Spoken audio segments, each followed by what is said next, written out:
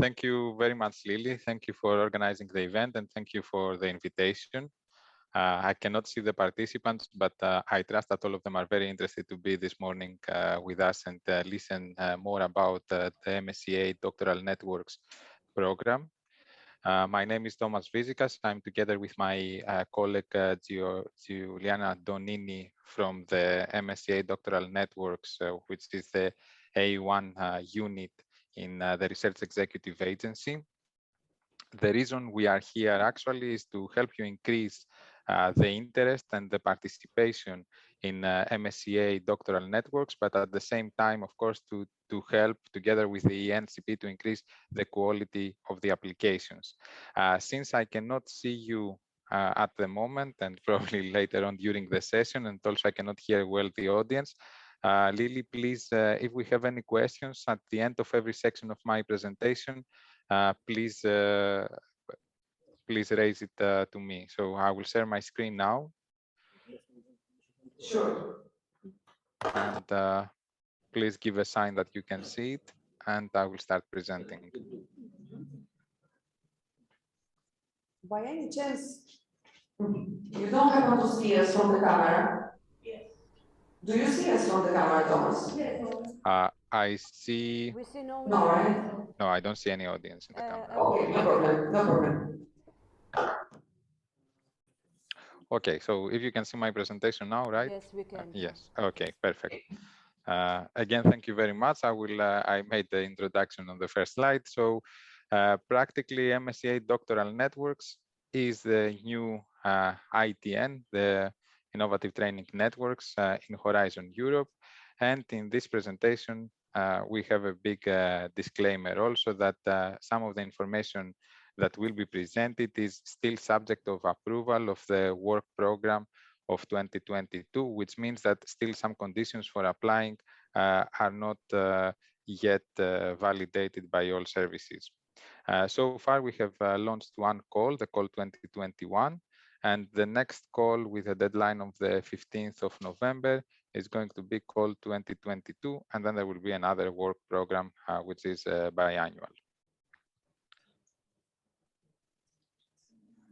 So the content of this presentation has a brief introduction on the MSCA work program in order to understand more about the context of these calls, more specific information about the MSCA doctoral networks, which is the funding scheme that we are examining, how we moved from the ITN in Horizon 2020 to doctoral networks in Horizon Europe, the eligibility rules to apply, so the minimum criteria, the minimum conditions that you need in order to be an applicant of an eligible proposal, how the funding mechanism works, which is more information also about the project management side, the evaluation criteria, some tips how to write good proposals, and the resources that you can use online. I'm quite sure that especially for the last two parts, the NCP there has a very active role, and please don't hesitate to get Lily involved in every part of your proposal preparation. So the first section, as I said, is the work program. And the work program of Marie Sklodowska-Curie Actions, MSCA, is a world reference for research and training.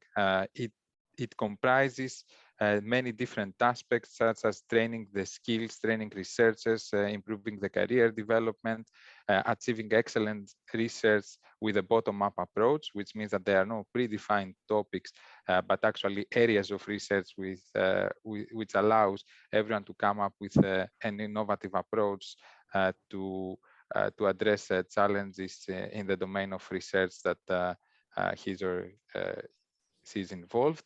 It has a strong element of international cooperation, and then we have also international, intersectoral, and interdisciplinary, and these three words play a very important role in our program. What is important and what is well-known Marie Curie Actions for is the attractive working conditions, the good salary for the researchers, and the employment conditions that it offers. So it's a paradigm shift, if you wish, that says that researchers should be well supported during their research and puts more emphasis on the researcher. At the same time, the program as a whole offers a structuring effect in the organization participating in it, but as a whole also in the European research area, which is the free market of researchers and knowledge sharing in Europe. The program, as I said before, has also a strong cross-sectoral and interdisciplinary aspect, which means that also industry and small and medium-sized enterprises are involved. Therefore, what is a takeaway message from this slide and what the MSCA actions aim for? Improving the research capacity in Europe, having attractive working conditions, having mobility across countries and disciplines, and achieving a structuring effect and improving the overall research in Europe. Now, where is MSCA Actions in Horizon Europe, which is the framework program for the 7 years from 2021 to 2027? Horizon Europe has 3 main pillars: excellent science, global challenges, which is the top-down research, and innovative Europe, which is more on the commercialization side and high technology readiness levels. And Marie Sklodowska-Curie Actions sits under the excellent science, the pillar 1, together with ERC, the European Research Council, and research infrastructure. The total budget that MSCA has in Horizon Europe is 6.6 billion euros for the 7 years and the different calls that they are under this program. The different calls now that they fall under MSCA actions are the doctoral networks, which is the largest one. And you see that for 2021, we had 400 million euros. And for 2022, there is a further increase to 227 million euros. Together with doctoral networks, the most famous, I would say, parts of Marie Curie actions are the postdoctoral fellowships, aiming more, of course, after the doctoral degree has been awarded, staff exchanges among universities, the co-fund program, and the MSCA Citizens for public events such as the Researchers' Night.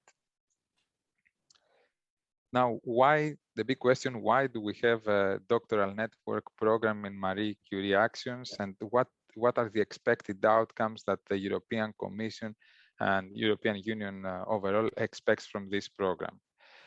As I said in the first slides, this program has benefits for both the doctoral candidates and the participating organizations. And this is something very important to remember when drafting a proposal and also when implementing the projects. So the training is core of the program, and it has to be creative, entrepreneurial, and innovative. And this should aim at creating resilient doctoral candidates, which means that they can face future challenges. They can also convert the knowledge into products, so the research materializes in sustainable economic and social benefits. A core aspect of the program is also to expose the researchers in academic and non-academic sectors, which means that they have several career paths after finishing their PhD degree. And also, by involving non-academic sectors, the ideas can easily turn into actions, into products, into services for the public benefit. Moreover, this creates hatches innovation in Europe and long-term employability, and increase the long-term employability and growth, as I said, within and also outside academia. The skills that the doctoral candidates develop are actually transferable. And this is a key word here, that everything that they learn in one program, in one sector, can be easily transferred into other product services sectors. And this also creates a more attractive environment for research in Europe. Through the doctoral networks, we aim also at having a key aspect in improving the research and teaching by creating also development career plans, better supervision environment, more internationalization of the degrees. The participating organizations, of course, also benefit from cooperation and knowledge transfer, and the ideas that, as I said, that they can turn into products and services. So sectors that they previously work in silos can now collaborate under a research doctoral degree, and also create a sustainable training program, but also ideas that eventually also can reach the market. Regular feedback is important for improving teaching and education as a whole, which is the long-term impact of the program. Talking about impacts of the program, and this is no new, I take it directly from the call for proposals and the work program 2021-2022, and there is a message that I would like to pass here. Before you start drafting your proposals, understand the context of the program that you are applying for. And these are the introduction to the work program. You will not see it all in the proposal template, but exactly it points out to what the aims of the program are. So as we discussed before, strengthening the human capital and creating highly skilled doctoral researchers at this level is one of the key expected impacts of the program, which will later materialize either to skilled workers or to skilled researchers or to skilled supervisors, of course, for their PhD students in the future.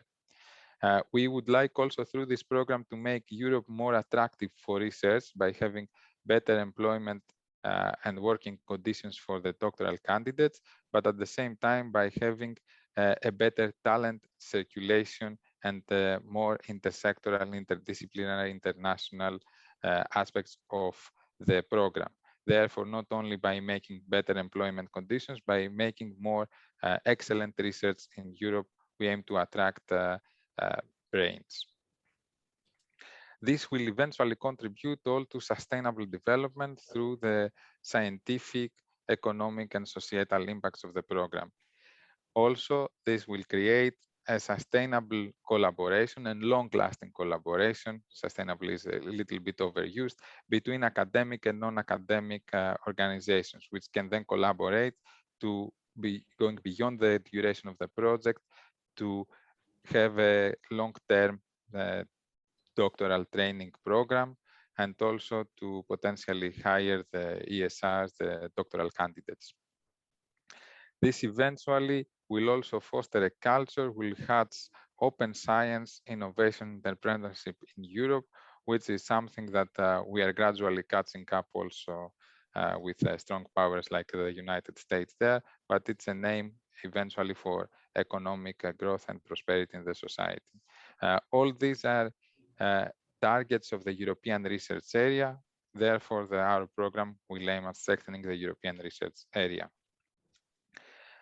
If I now go to the second part of the presentation, which is more on the doctoral networks and their specific characteristics regarding the program itself, it starts by specifying that now we have multi-beneficiary actions, which means that you cannot have a proposal, you cannot have a project with a single beneficiary. These doctoral programs have three modes. One is the standard doctoral networks, which offers training between academia and or industry. So it's more like the standard mode without many specific characteristics. And then we have the industrial doctorates that there we aim for collaboration between academia and industry, and also joint supervision. And the joint doctorates, which they have in their core providing double or multiple degrees for the doctoral candidates.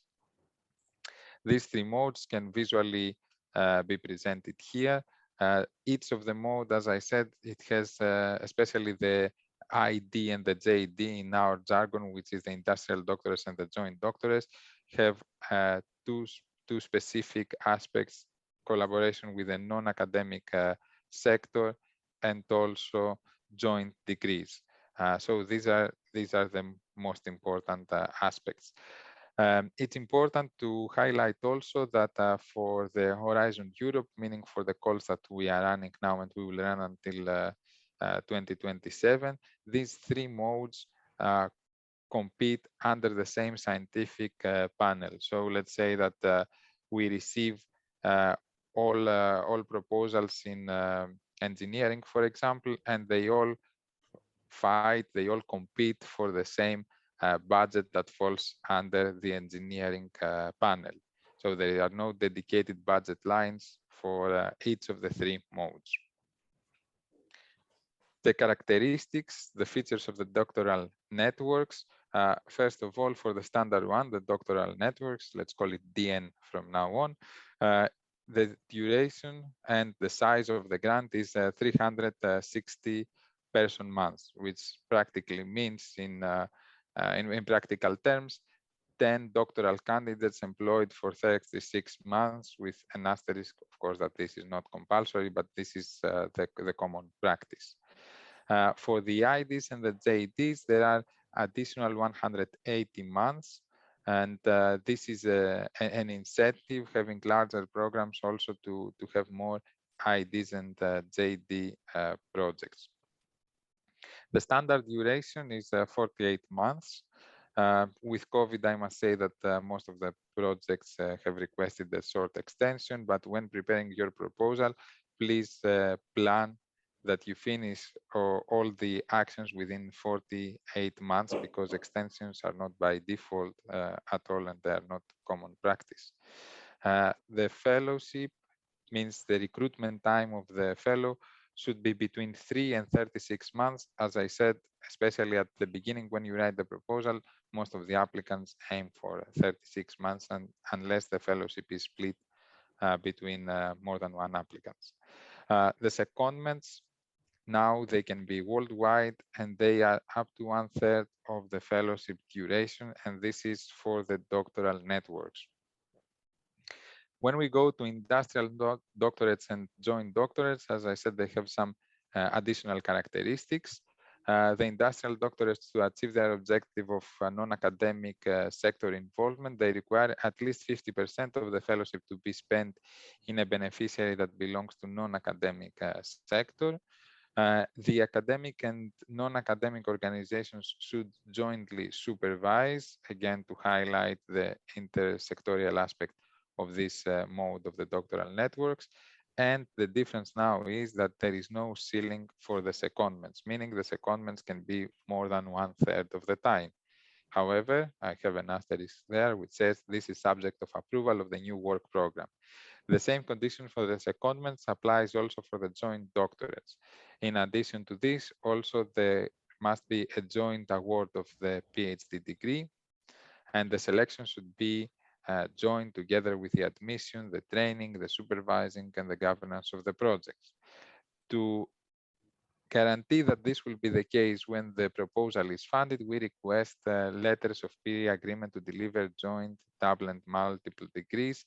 And there is a template for this in the proposal application form, because we identified that these are some of the biggest challenges actually in delivering the project objectives, and there are many delays and many issues occurring in this part. So pre-agreement is necessary.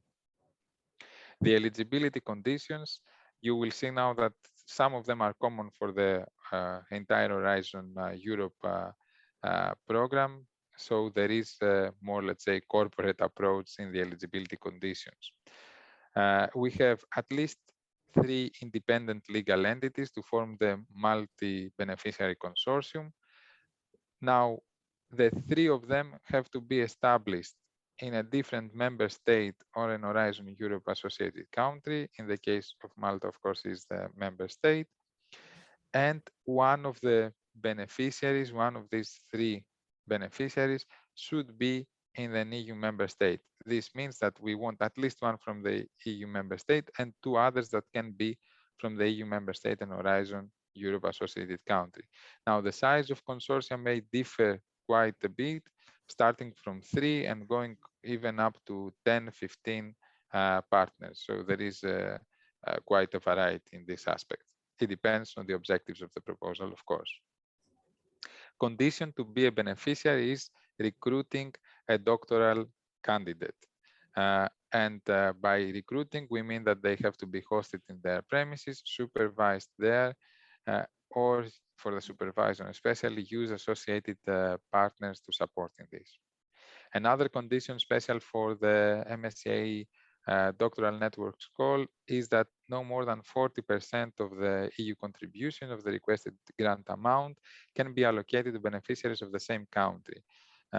If you do this math with the 3 minimum legal entities involved in different countries, this means that the consortium should be relatively balanced and not weighted towards one beneficiary. This is what this condition aims for.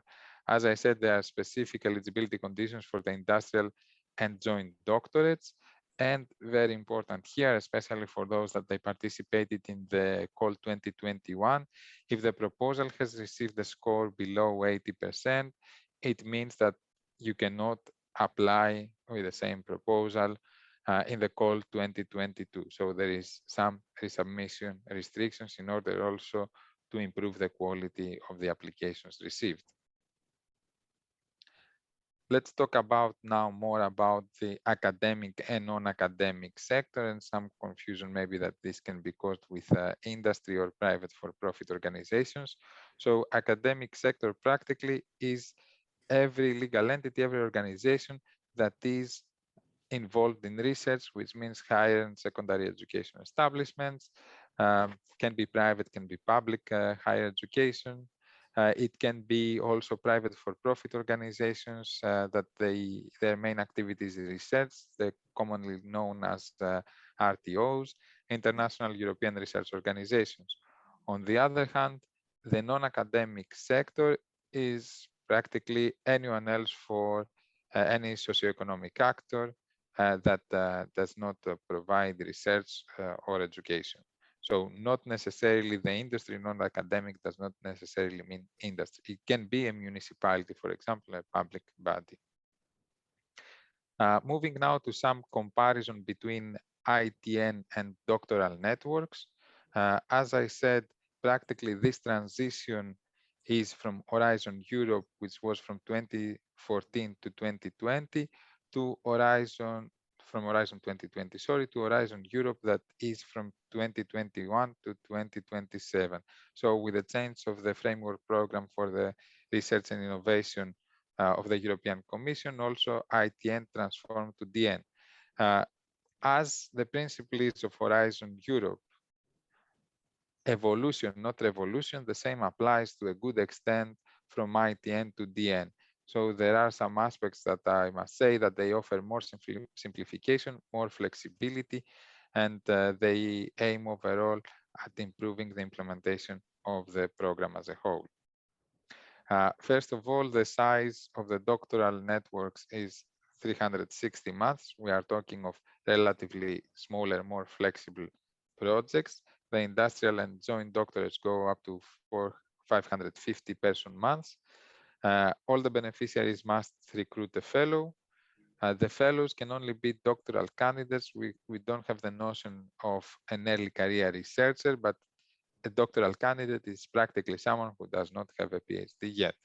The secondments up to 1/3 with the asterisk there for industrial and joint doctorates. And for industrial doctorates, 50% of the time in non-academic sector. This is not any difference from the previous program, but now this can be in the same country. So that's the overview, if I would say in a few words what were the changes.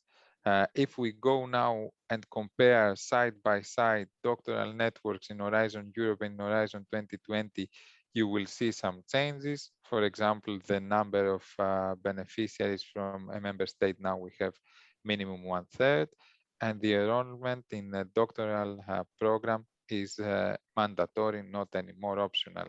If we talk about industrial doctorates, you will see here that the ceiling in the secondment duration it does not apply anymore, and there can be multiple recruitment. If we talk about joint doctorates, The difference is again, of course, about the size, the size of the consortium and the participation of the member states. The enrollment in the PhD, a pre-agreement letter that is needed for the awarding of a joint double or multiple degree, and the ceiling in the secondment duration. I presented it very quickly. Of course, you will have my presentation later on. Lily actually has it already, so I'm very happy if you distribute it to the participants in this info day. Shall we take any questions before I continue to the more, let's say, technical aspects of the eligibility conditions, funding mechanisms, etc.? Lily, do we have any questions? Are there any questions?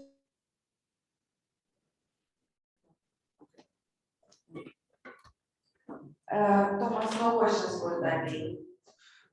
Okay, very good. Either I explain it very well or you cannot hear me. So We hear you very well. okay, very good. I continue then. The eligibility rules. Now we go to the more administrative part of the process in applying. Administrative, but very important because your proposal, no matter how good it can be, if ineligible, it will not be evaluated. So please pay high attention to this. Eligible participants, we have to make a distinction from who can apply to who can get funding. So who can apply? Horizon Europe is open to the world, which means any legal entity from anywhere in the world practically, we have some sanctions ongoing, of course, can apply in the program, can participate in the program. However, this does not mean that any applicant from everywhere in the world is eligible for funding. Who's eligible for funding automatically? I will explain later. Member states, associated countries, and low and medium income countries as described in the work program. The consortia can have practically any legal entity, universities, RTOs, businesses, SMEs, socioeconomic actors, open to everyone again. And there is no minimum number of partners. Of course, if we say that the minimum recruitment is 3-person months, there is a maximum number of beneficiaries that can fit in the project. And the number of associated partners, however, is not pre-described. It depends the minimum and the maximum on what actually the proposal aims for. And here is a brief comparison between the participant types, which are either beneficiaries or associated partners. And as you can see, there are 3 main differences. The associated partners do not sign the grant agreement, do not recruit directly fellows, and also do not claim costs. These are the main differences. For the rest of the aspects, they participate fully in the project. What they need to do is to have a letter of commitment and also in some cases a pre-agreement letter or even sign the consortium agreement. So this is up to the project, but the letter of commitment is important at proposal stage in order to reassure the participation of the associated partner and their role in the project. Talking now, going a little bit back again about the eligible countries. As I said here, EU countries are eligible for funding, so but organizations from EU countries to be precise, meaning member states and overseas countries and territories. Non-EU countries, we have here a big group, which is the associated countries to Horizon Europe. And the program guide, you can check also, it's published alongside the work program, has also a list of low and middle income countries that they are automatically eligible for funding. And exceptionally, the calls sometimes in Horizon Europe also mention some countries. It's not the case for MSCA program. And we have also specific cases here that they are affiliated entities. I will not go too much into it because it's not really common cases. If you have any question, it's better to refer to the national contact point. Now, what happens if you request funding and do not belong in one of these categories? The response is the panel of experts will examine the proposal, and if your participation is essential, then may award funding, but otherwise you can participate in the action with own resources. So this is not the case for Malta, but if you plan to coordinate a proposal or to involve other participants that they don't belong in this category, it's very important to assess in advance their eligibility for funding. This is a list of the eligible countries. As I said, the 27 EU member states, the associated countries here, an asterisk in United Kingdom that has not yet signed the association agreement. And also difference with Horizon Europe is that Switzerland is not an associated country anymore. Also, Switzerland is not a low or middle income country, which means that they are not automatically eligible for funding. And the third categories are described in the annex, as I said, of the work program. So if you have any not common suspects, I would say, please check if they are eligible for funding. Now the researchers. Once the proposal is awarded and the project starts, you need to know which researchers are eligible for funding, because even though they can sign a contract and start, if they are not eligible for funding, this means that eventually in a potential audit, there may be a recovery of funds. What makes the researchers eligible, first of all, is that they are doctoral candidates, which means at the moment of the recruitment, they do not possess a doctoral degree. Also, the recruitment process should be organized in an open, merit-based and transparent way. Therefore, we don't recruit friends of friends, but we organize a proper recruitment process and a proper selection panel, and have a merit-based approach. The researchers must be enrolled in a doctoral program. So when they start, they should also be doctoral candidates eventually, as I said. And this enrollment should be in one of the institutions in a member state or an associated country. Of course, for the joint doctorates, we need two in order to have a double degree.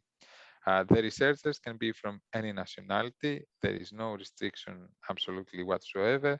And this, of course, supports the international character and the attractiveness of the attracting researchers to Europe. There must be also a mobility rule, and this should be duly examined, which is the researcher should not have resided or carried out main activity within the country of recruitment in the past 36 months for a duration over the 12 months, which means 3 years before the recruitment. The researcher should not have main activities or residency for a year or more in the country. Let's see some examples now for consortia. Let's say here we have a classic doctoral network project. You can see beneficiaries, associated partners. You can see here associated countries like Norway and Turkey. You can see EU member states 3 comprising the consortium. The little Greek temple or Roman temple, depending on your origin, has here represents the academia, and this little factory represents the non-academic participants, such as industry. And you can see also here the number of recruited researchers and a PhD degree per researcher. Now, when we go to industrial doctorates, a bit more, I would say, complication in the consortium composition. We have 3. It happens now that all of them are in EU member states. You see compulsory one is from non-academic sector, and with the associated partners, the researchers must spend 50% of their time between non-academic and academic sectors. To spend 50% minimum in the non-academic sector. They can remain, of course, there full-time. If we have a joint doctorate degree, joint doctorate project, the difference here is that you can see that there is a joint PhD degree and there is no overlap between non-academic and academic. And again, you see different EU countries, associated countries, participation of industry and academia. But the big difference here is the joint degree. And I must insist a little bit on the joint degree. Joint degree means from at least 2 different academic institutions in 2 different countries that they are recognized officially, EU member states or associated countries. It can be also a multiple degree, which is practically the same as before, but also they can be from more than 2 academic institutions. And as I said at the beginning, letters of peer agreement are very important because later on in the project duration, issues can be administrative usual issues can appear in this part of the implementation of the project. Going now to the presentation gets lighter and lighter as we go towards the end. Funding mechanism. Probably one of the most simplified approaches that you can find in Horizon Europe. It means that the funding mechanism is based on the unit costs, and one unit cost is 1 person month of each eligible researcher, which means if you hire an eligible researcher for 1 month, all the other associated costs are automatically attributed to the beneficiary. There is only full funding of 100% reimbursement rate, and there are different cost categories that I will talk later, as I said, all linked to the unit costs. And here is the budget table, if you wish, sorry, for one recruited researcher. The budget is split, sorry. The budget is split in 2 main categories. One is for the recruited researcher, and the other one is for the institutional costs, which means for the beneficiary. The researcher has, by definition, by default, living allowance and mobility allowance, and the other 3 categories are optional if applicable based on the situation of the researcher. The living allowance in Horizon Europe for 2021 to 2022 is 3,400 euros times a country correction coefficient in order to have the same monetary power depending on the country of recruitment. You can see the different rates, but this is again calculated automatically when you submit your proposal. It can vary from, if I remember well, 70% of this amount up to 130%, depending on the country. The mobility allowance is 600 euros flat rate paid to all researchers. And this is mobility for private trips. And then if the researcher has a family or any official partnership at the time of the recruitment or later on in the project, this is the novelty for Horizon Europe, is eligible also for 660 euros. There are also 2 new categories here, which is long-term leave allowance, I will explain later, and special needs. For the institutions now, we have the 1,600 cost, which is again for the researcher practically, and it's about training and networking and research. So consumable trips, secondments, for example, and we have the management indirect contributions, which go for the management of the project to the participating organization.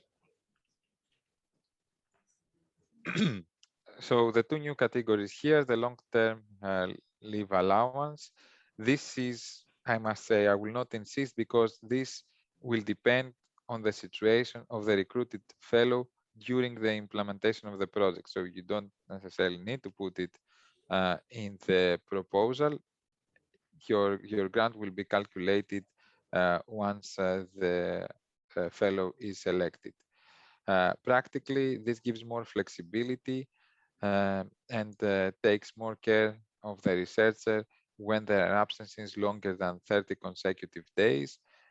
In ITN, in Horizon 2020, if the absence was more than 30 days, practically there was a suspension of the grant to the fellow. Now we have this long-term leave allowance, which is for these occasions like parental leave, maternity, paternity, sick leave, and gives and facilitates, I would say, the life of the researcher. Also, the special needs allowance is an amount that differs, can widely differ from 3,000 up to 60,000. I will not go into details how it will be calculated, but again, if there is proof of long-term physical, mental, intellectual impairment, and this is certified by a national authority, the research can be supported by this extra amount, which makes the program more accessible to researchers with special needs. Now, this is an eye test for all of you, but at the same time, a very useful table comparing all the different modes of the doctoral networks in terms of, you see here, every column is the doctoral network, industrial, doctorates, and joint doctorates. And here it has all the characteristics. And you can see here also some asterisks, especially for the for those conditions that they are still subject of approval. Most likely they will be approved through an amendment of the work program. So before you submit your proposals, please check the latest documents. I will go now to the evaluation criteria and some tips for writing good proposals. First of all, I must say that the evaluation process is carried out by external experts under the responsibility of REA, which means that there is a merit-based, transparent process, and the REA personnel is not involved at all in the assessment of the proposals. So the experts evaluate, and this is a recommendation for funding, which is almost 100% of the times adopted by the European Commission. The evaluation process has these 5 distinct steps. First of all is the receipt of proposals, where we check as officers the admissibility and eligibility. Then the proposals are allocated to external evaluators who work under contract for confidentiality and absence of conflict of interest. There is the individual evaluation. So each expert writes independently an individual evaluation report. Then these evaluation reports are brought together by a rapporteur, and there is a discussion among the expert evaluators that they wrote the individual evaluation reports in order to agree on a common position for the comments and the scores in the evaluation report for every proposal. All these evaluation reports are collected per scientific panel. As I said, we had 8 scientific panels, which eventually means 8 budget lines for funding, but budget pots that the proposals compete for. And they come together in a panel review, which comprises of vice chairs, senior experts, that they check the consistency of the evaluation, and there is a global cross calibration for the better consistency, and of course better evaluation process as a whole. And transparency reasons as well. So this review panel makes a ranking list of the proposal, which is then adopted by the European Commission and the Agency for Funding. So this is how it works. And when I will also ask you if you are interested in participating as an expert in the evaluation process, please keep in mind this. The award criteria of doctoral networks, they are a mirror of the Horizon Europe award criteria. which are the excellence, impact, and quality and efficiency of implementation, three main criteria, each of them having sub-criteria under which every expert is will write specific comments. So when you write a proposal, make sure that you know these award criteria very well. They are published alongside the work program, and make sure your proposal addresses each one of them, because eventually the comments and the scores will address these elements. I will not go into detail to each one of them, but please make sure you understand what they represent and make sure your proposal addresses them very, very well.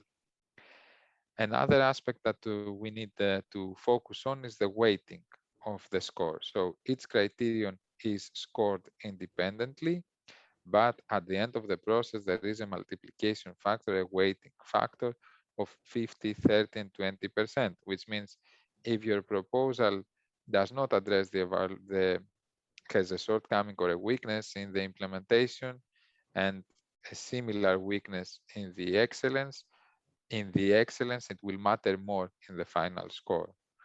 Also, for proposals with the same score, if the budget is not enough, then the priority will be given to proposals that they have higher score in excellence.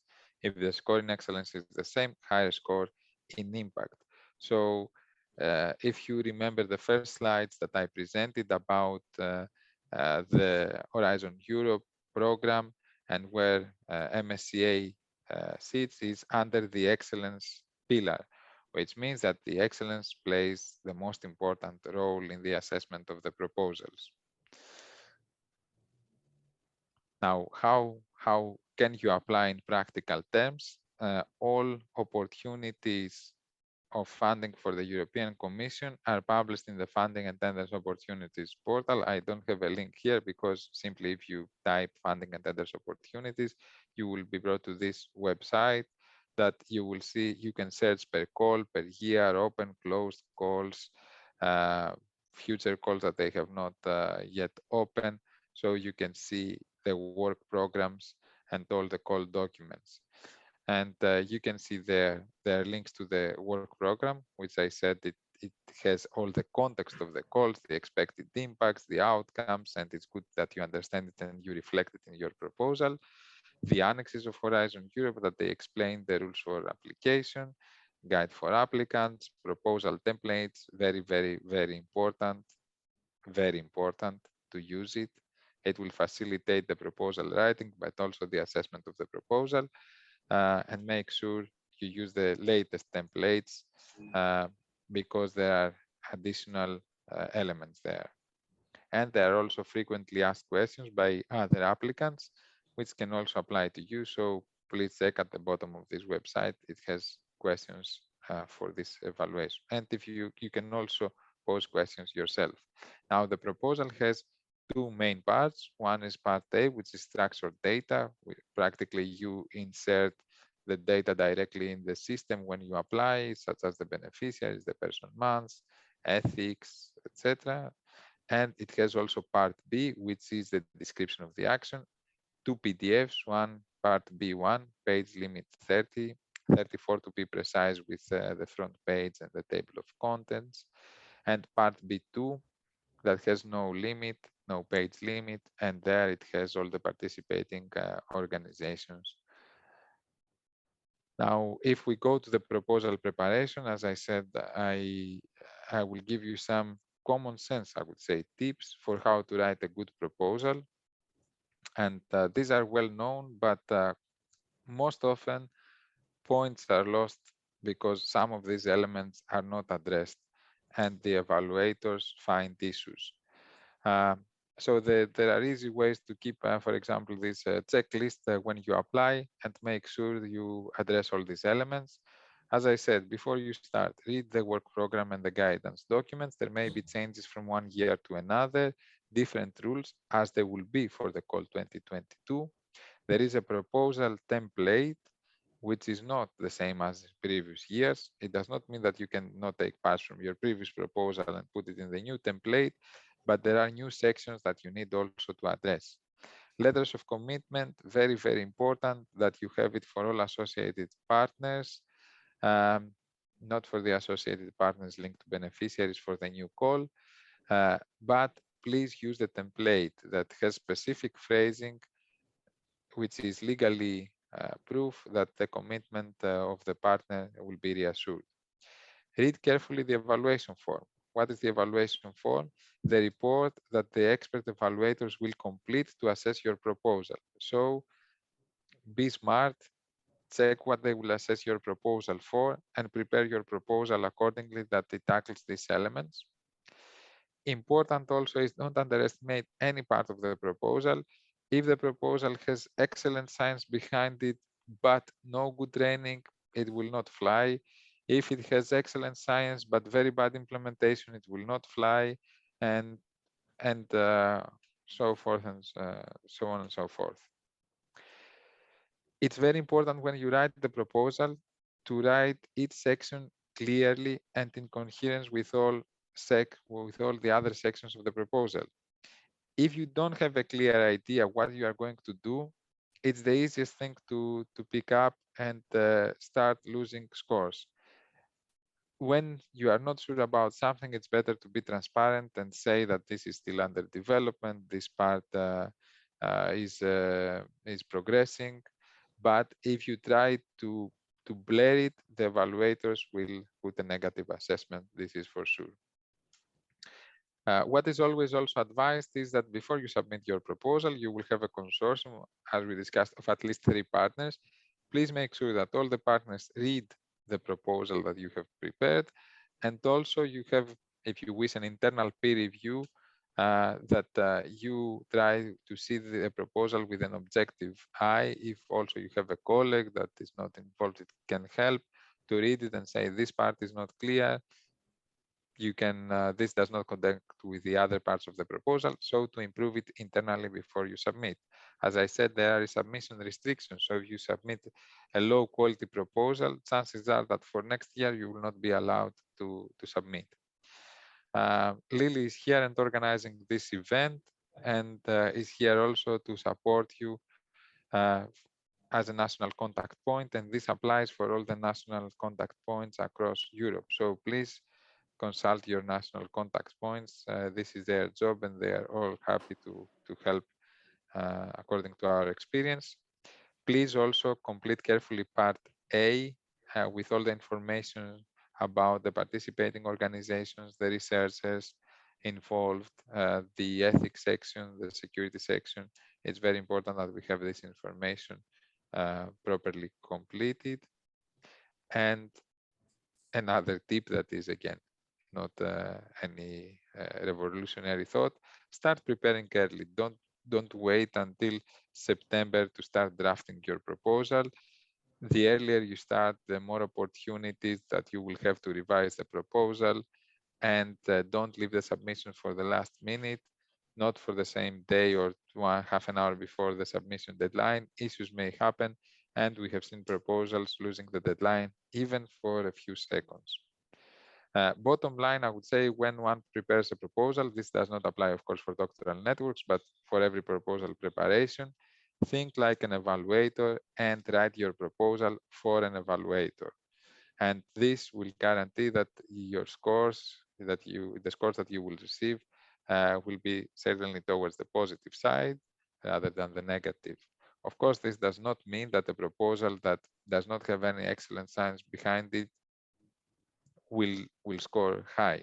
So we are talking about excellent proposals with good ideas, with good training programs, with high expected impacts, with good content, but the good content also has to be well presented. Finally, the resources that you can see for the program. As I said, Funding and Tenders Opportunities portal for all the calls of Horizon Europe and the tender calls. The MSCA website you can access here, the European Research Executive Agency, REA. Also, we have a website advertising the calls and the results of the projects as well. The info day is very important, very similar to what we do now with additional content and guidelines about supervision in MSCA projects. Any questions, as I said 10 times already, please contact your national contact point, and also you can post any questions through the Research Inquiry Service, and this question will be answered by the competent service, and it will be back to you. If these questions are also of general interest, they may result in the frequently asked questions at the portal. Another thing that I would like to ask those that they will decide not to apply this year is to consider acting as an expert evaluator.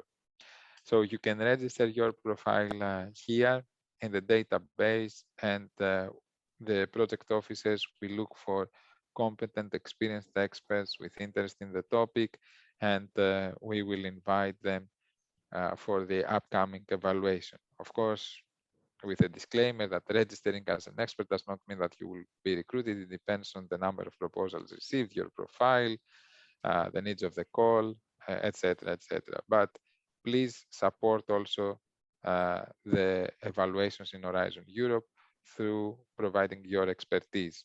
And this is also a relatively good remunerated activity, apart, of course, from the impact that it has to the overall science. So this brings us to the end of our presentation with the inspirational talk from quote here from Marie Curie.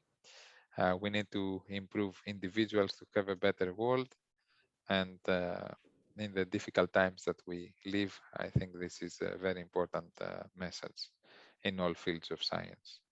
Thank you very much again. Back to you, Lily, for questions. Thank you very much, Thomas. It was very clear and very, very informative, but at least from my end, because I know the subject. I don't know if the participants have any questions, any specific questions maybe for the time being, or something was not clear. Yes, I'm coming with the microphone. Thomas, I'm not sure if you want to hear, but I was going to say that. If I don't hear, I will tell you to repeat it. Hello. It's, I suppose, a very good question, really. First of all, I want to come from the University of Malta. With regards to the beneficiaries, now correct me if I'm mistaken, obviously, if I want to bring an industrial partner, I would say a Maltese one, and they want to act as a beneficiary, that means they sign the grant agreement, and according to what you said, they have to recruit a researcher, yes? Okay. Now, to recruit the researcher, and I'm talking about normal doctoral, the standard one, the first one that I'm interested in. And so, if they recruit the researcher who is applying for a PhD, which is one of the conditions, normally, as I can say, perhaps University of Malta, the researcher must be at the University of Malta for a minimum of 12 months. Also, you've also put the condition that a secondment can only take up to 1/3 of the time as secondment. So I'm not seeing how it can work, because if they are recruited by the SME, who normally act as the secondment, how can they be recruited by them, stay at the university, do the secondment? And perhaps you might enlighten me on how that would work. Thomas, did you hear the question? I partially heard the question. Lily, if you can summarize it, please. I don't, unless Juliana, okay. You've heard the question. You probably didn't hear. I could hear, but my suggestion in this case, since you have this specific rule of the 12 months in the academia, I would use the split recruitment. A split recruitment. So yes. It can be like the researcher will be let's say 50% recruited at the university and 50% recruited at the industrial partner. Yes, both of them as beneficiaries. So it will, the time, how, let's say, so 2 contracts basically. Yes, Yes. yes. In Horizon Europe, this is now possible and reinforced. So I would go in this case, I would go like this. Otherwise, you use the 12-month secondments only for this, and you cannot send the researchers to other, for example, other entities associated or beneficiaries. Yes, and we are talking about doctoral networks, not IT or JD, right? They talked about the standard, I The standard. understood. Okay. Yes. Then it's it It has to go through multiple recruitments. Then. Are there any more questions? I don't see any more questions, Thomas. Thank you very much. It was very informative, and I hope that the participants will be interested in that call. Once again, thank you very much, and we'll continue with the rest of our workshop now. So if you want, you can just then leave the Zoom meeting. It's up to you. Okay. Thank you very much. Thank you very much, Lily. Thank you, Juliana. Also, I think Thanks because to you. we cannot really participate because it's a hybrid. Okay, Yes, I will stay for a while to I will stay for a while to see how it goes. Thanks again to the participants and to you for organizing the event. If you have any questions, I projected my email, so don't hesitate to compile them, and we will answer.